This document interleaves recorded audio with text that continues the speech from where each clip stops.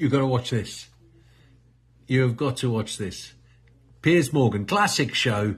James Wilson's on it. James Wilson's the legend. Absolutely destroys the panel. Watch this. It tells the story of young boys who are radicalised by content online. There are references to the manosphere, the Matrix, incels, and red pills. Andrew Tate gets a name check. And that part of the show has sparked an outpouring of commentary about the abject horrors of the internet and the crisis of male role models. Where do you sit? Yeah, well, I mean, I think that so I watched the show, and it just goes through a typical feminine view, right? So all of these things are always through the prism of the feminine. So young boys, they don't do well in school. They don't do well in school because it's all programmed for the feminine. Stay still, fold your hands, right? Be quiet. Boys are rambunctious. They like to beat each other up. They like to be mischievous. They like to break things. They like to do that kind of stuff. There's no outlet for them to do that stuff. Their teachers are all women, right? There's basically all masculinity is now considered toxic, basically all of it. The same women who are getting their double shot of espresso on the way over to the school they're about to teach at, they're 24 years old. Sometimes they're banging their own students, right? Hilariously enough.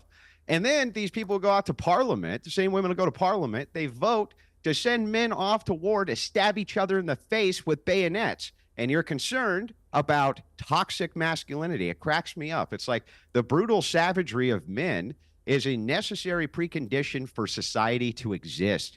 And we just kind of pretend like it's not. And this show should actually be an indictment on the feminine rather than the masculine, because basically masculinity is just punished everywhere all the time, nonstop. It's no wonder guys like Andrew Tate get so famous in these spaces. I mean, what's the alternative? The alternative is everything must be feminine, tone policing, nonsense like this. It's ridiculous. All right, James Barr, you were laughing, but I don't think you'd enjoy crazy. what you're hearing. No, I mean, I don't think you've seen the show. Episode 2 is shot entirely in a school. I didn't see one of the female teachers drinking a double shot of espresso at all. None of the teachers were flirting with students. There were male teachers as well. I don't think you're describing the show here. I think you're describing your own insecurities or agenda.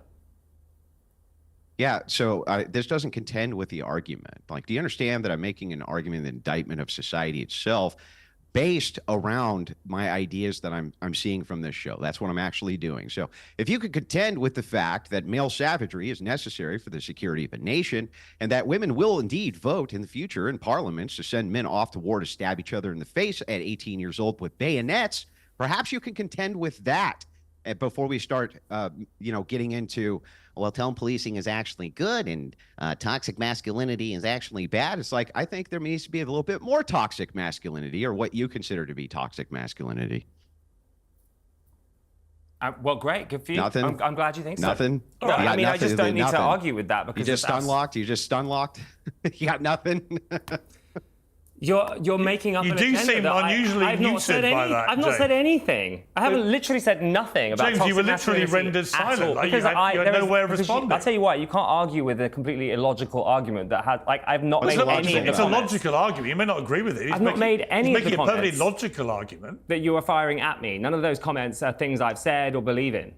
All right, I want to bring Tommy in, because Tommy, you've got a very interesting perspective, I think. You've talked about something different. You call it the pussification of men, which is a great phrase. I'd love you to just explain what you mean by that. But also, you're not a fan of Andrew Tate or the influence he has. So that makes you, I think, an interesting commentator in this area. So just explain, first of all, the pussification of men.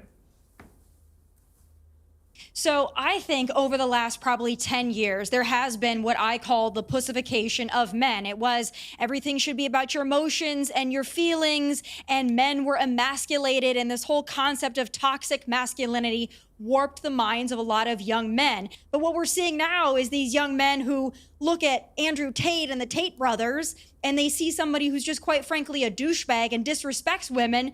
And because they've been so emasculated, they're like, oh, great, that's a manly man. But that's not right either. So at some point, I think we'll go back to maybe meeting in the middle here. You can be a man who has feelings and emotions, but you can also go to war and protect and defend your family. I'm hoping we can get back there. But the two extremes right now, they're confusing men, and quite frankly, they're leaving women with few choices. And that's the real tragedy here. You see, I completely agree with you, but Andrew, you were shaking your head quite vigorously. Why?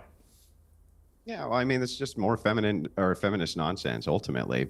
And the covert feminism in society is big, especially on the conservative side.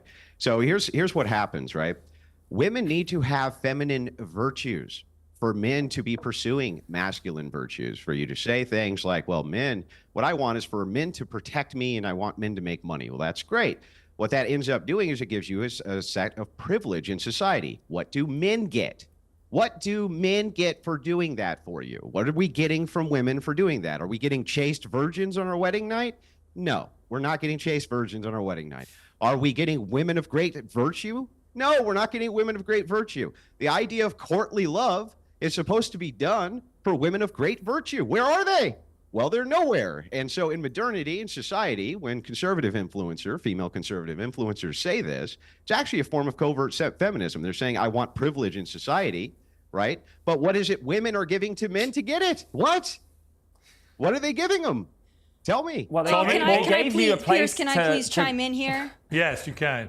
And then James can, and then I'll come to you, Sean. No, I would love to. I love this whole thing of like, if you're a female conservative and you don't believe that men should be douchebags, that all of a sudden you're a covert feminist. Call me a feminist. I really don't give one crap one way or another, but I can tell you this. A lot of these men, these podcast hosts on the right that like to think of themselves as these big masculine men, and what am I getting out of it? I can tell you this. There's that feminism. All right, I believe I'm a woman of virtue, coming right? out. Yeah, there's the feminism. Oh, and then you're interrupting me too, Didn't which take is great. long, I let did it? you Didn't talk. take It's my long, turn. did it? Okay. Yeah. Oh, I'm sorry. Did you want to speak So, over me? yeah, I don't care if you call me. I don't really care if you call me a strong, feminist. independent woman. Yeah. Yeah. You're actually interrupting me. I didn't interrupt you when you were spewing your bullshit. So now it's my turn. Okay. You mean the truth? Like I said before. So I believe there we go again.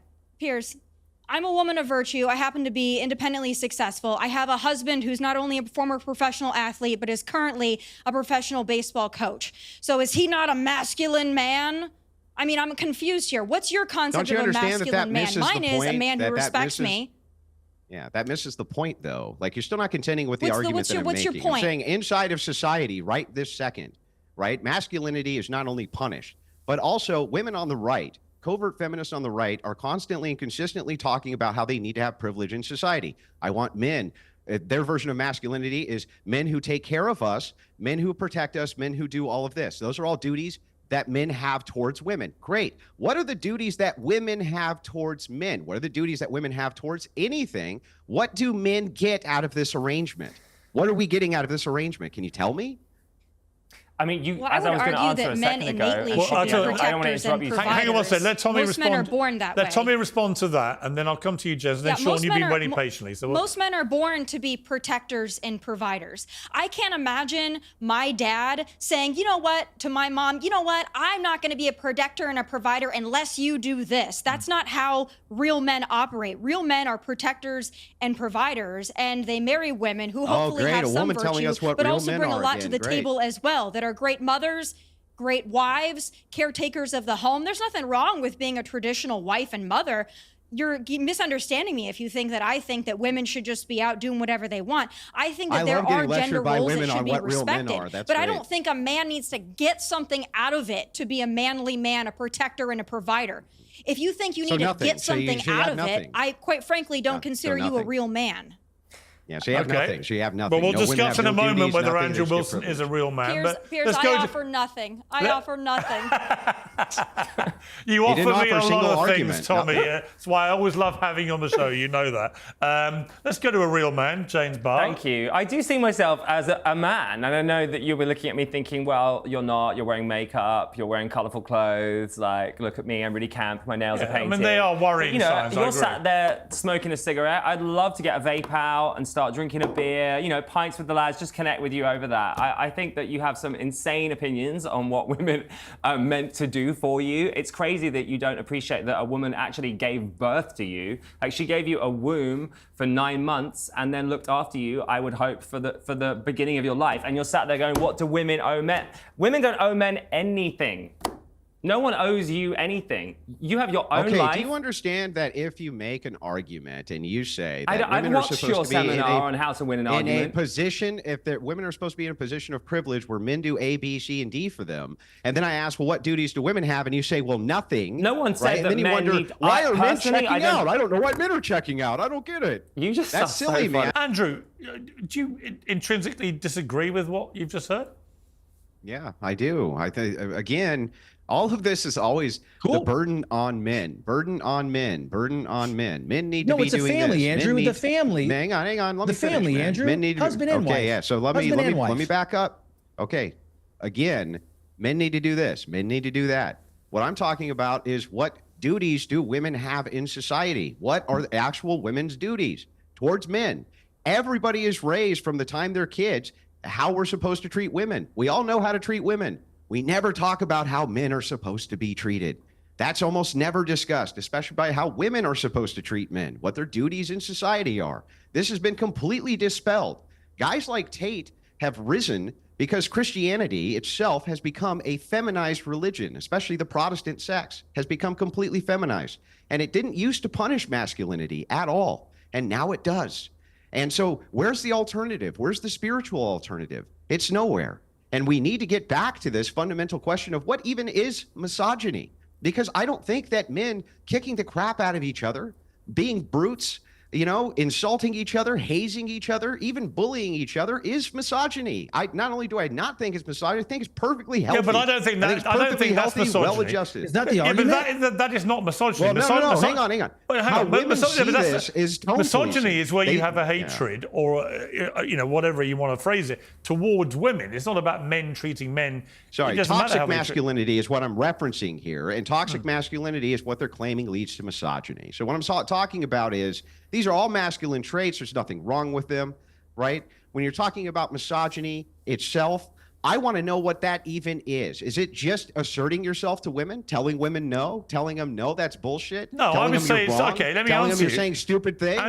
Andrew Tate says he's quite open about it. Women should stay at home. They shouldn't go out to work. They should do what he tells them. He's the king of the castle in his house, blah, blah, blah, blah, blah. That is misogyny, isn't it? I've got a That's daughter. not I've got a it's not 13-year-old daughter. I misogyny. don't want her thinking she can never leave the house. She's somebody's chapel.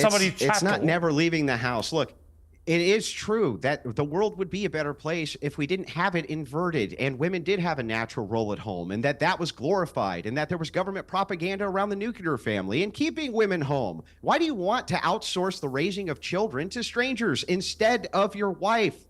That's a way better society. Why do you want your best and brightest women forced to go to a workplace instead of the best and brightest women staying at home raising their children? That's a way better system. It's always been a better system. I guess we're talking freedom of choice. That's not No one's forcing misogyny. women to do anything. To a woman, what do I get out of this woman? That's treating her like an object. One thing I want to play a clip. Okay, so it's okay to treat men like objects, give them duties, I but don't you're not feel allowed like an to give object. women duties. I feel respected. Okay, in well, my let me home. ask you this. I'm not How angry come it is about in the it. United States that men can be drafted? Women can't be drafted, but women can vote to send men to war. 18 years old, they're stabbing each other in the face with bayonets. Women can vote to send men to war that they then themselves do not have to fight. It's a duty that men have, they do not have. What's the counter duty for women? There's no obligation for women to have children. We're well under replacement rate. It's slated 45% of women will be single in the next 10 years, up to 60% in the next 30. That's the estimates right now. Our replacement rate, we can't even replace our own country's birth rates. That's how low they are. Maybe this that's is what maybe we're that's seeing people as like a you that's systemic, causing the as problem. a systemic issue inside of society because nobody will put duties on women. Go on, Instead, James. you just Maybe it's pretend men like you have all that the are duty. making that Maybe that's why happen. the Maybe you're the replacement problem. rate is low. Yeah, Women it's don't It's men are the crazy to problem. me as well that you were Exactly. just There we saying- go. Yeah, men are the Don't talk problem. over each other. Let James speak. I can't understand why you are sat there confidently thinking of yourself as a victim constantly. You have a platform and you're sat here like, I'm a victim. What are women doing for me? What happened in your childhood that has made you so traumatized as an adult that yay, you feminine cannot stand psychoanalysis. women succeeding? I'm so confused. I feel like the Lord. problem is not, and actually maybe this is our fault. Maybe this is the left's fault. Maybe this is modern society's fault for leaving people like you behind. But genuinely, we do not hate men, and toxic masculinity has been thrown around a lot. Ultimately, some of what you're saying is toxic, but that's not because you're a man. That's because you're an idiot. All right. Right. So you haven't shed a tear in a decade. I don't think so. No. Would you see it inherently as a weakness in a man to over-emote? Yeah. Well, yeah. Men, listen. You don't want men to fall to pieces in crisis. You're the head of a family. You're the head of your household, and also you're the heads of nations. You have a moral obligation not to fall to pieces. In fact, I would say you're duty bound not to. You need to be able to control your emotions, and you need to be able to attempt to control them at all times. It's not to say that you're not going to lose control. Nobody's perfect. But I think that the idea of the stoic man is a much better prospect for the idea of like this leftist that I'm arguing with next to me on the panel. I would not want to be that guy, that person who just cannot control their internal emotions. They can't do it. And unfortunately, again, this is through the viewpoint of the feminine prism that it's only through empathy, right? Empathy first. And it's like, no, it's not always about empathy. It's also about reason. It's also about logic. It's also about understanding that we live in a carnal world full of warring tribes who are always killing each other. And that's part of the human condition. You can't afford to have your men losing control to emotion or to empathy. James, when was the last time you didn't cry on a date? Let's flip the question around. I haven't cried today, but I did cry yesterday, and I think it's okay to cry. And it's funny that you keep trying to goad me and saying that I don't have control of my emotions. I think I have incredible control over my emotions because I know what's upsetting me and when, and I'm able to talk about it. Well, how often do you cry? I mean, not all the time, but every day? No, not every day, Piers. I cried Two or yesterday. three times I probably a week? haven't cried for about 3 weeks before that. But honestly, my therapist tells me I need to cry, and it's a good relief. But the point being, Andrew hasn't cried in 10 years. I think that is such a weakness, Andrew, that you haven't cried in a decade. Like, that's crazy to me. My therapist told me I could cry. I'm so worried about you. I can't understand. Well, you're crying now, and please, I happily facilitated that for you. I think we're seeing the two extremes that Tommy was talking about. It's honestly, yeah, Tommy, you're so right. There's no nuance. I mean, it's difficult to have nuance on this show anyway, but we do need to find some in this debate. I think the point is men should not feel they can never emote, but also they shouldn't be encouraged to believe if they're not constantly emoting, there's something wrong with them. Well, of course, but also... that's where the pendulum's just gone too far. You are also sort of guilty of this manosphere, Piers. You're very much in the manosphere yourself. What do you think that means? Well, it means that you think James Bond shouldn't cry, and that if he does, that's a weakness. I want James Bond to be... I want him to seduce women. Which he does. I want him to be a ruthless, steely-eyed dealer of death to bad guys. But also... I want him to have a cigarette with his whiskey or his shaken, not stirred martini. Maybe Andrew is your type. And I don't want him sobbing like a baby all the time. I don't. Like Tommy might not. Because guess what? When you're in Her Majesty's Secret Service, you don't have time to cry all the time. Very sad news about Her Majesty, Piers. Sadly, she did pass away, and I'm sure you cried at that, which is completely His within your Majesty right. now, obviously. Tommy, actually, probably, the last Bond film was under Her Majesty, so I was correct. Fine. Great fact checking. Tommy would obviously like to go out with a man like you then, because you don't think it's okay for a man to cry. Well, she has excellent taste. But there are other women who do like a man that cries. Like, we're not all the same. We don't all require the same type of man. So it's fine if we all want to be different types of men, but there shouldn't be one rule for all men, and that's the problem. Piers Morgan Uncensored is proudly independent. The only boss around here is me.